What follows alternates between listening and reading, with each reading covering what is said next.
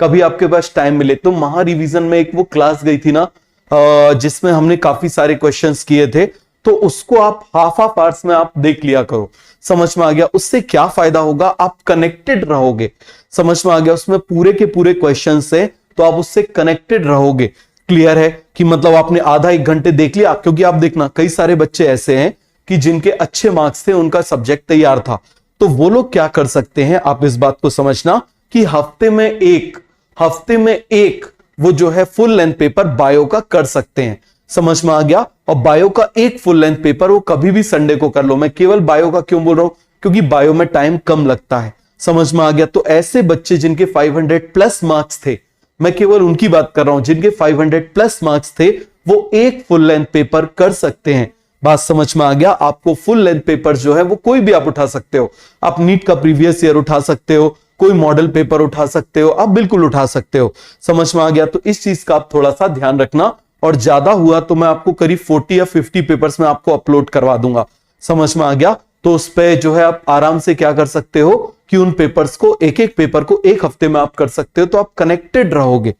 और जब क्या इससे क्या फायदा होगा कि जैसे मान लो अब आपने क्वेश्चन किया और मान लो 2-3 पेपर में आप देख रहे हो बार बार आप बायोलॉजिकल क्लासिफिकेशन में फंस रहे हो, तो आप क्या करोगे, जब बायोलॉजिकल क्लासिफिकेशन चलेगा ना, तो आप बायोलॉजिकल क्लासिफिकेशन में बहुत ज्यादा एक्स्ट्रा आप कॉशियस अपने आप हो जाओगे, आप अपने आप एक्स्ट्रा केयरफुल हो जाओगे। और जब एक्स्ट्रा केयरफुल हो जाओगे तो आपको चीजें और ज्यादा अच्छे समझ में आएंगी। बात समझ में आ गया? तो इतना काम आप बड़े आराम से कर सकते हो। क्लियर हुआ? इवन 400 मार्क्स हैं वो भी कर सकते हैं, जिन लोग बिल्कुल ऐसा कर सकते हैं, बाकी लोग मत करना।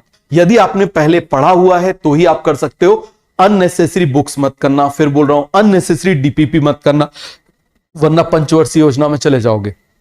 इस बात को मैं बिल्कुल ओपनली आपसे बोल रहा हूं। बायो में यदि आप बहुत ज्यादा क्वेश्चंस पे गए, अब पेपर वैसा नहीं आता।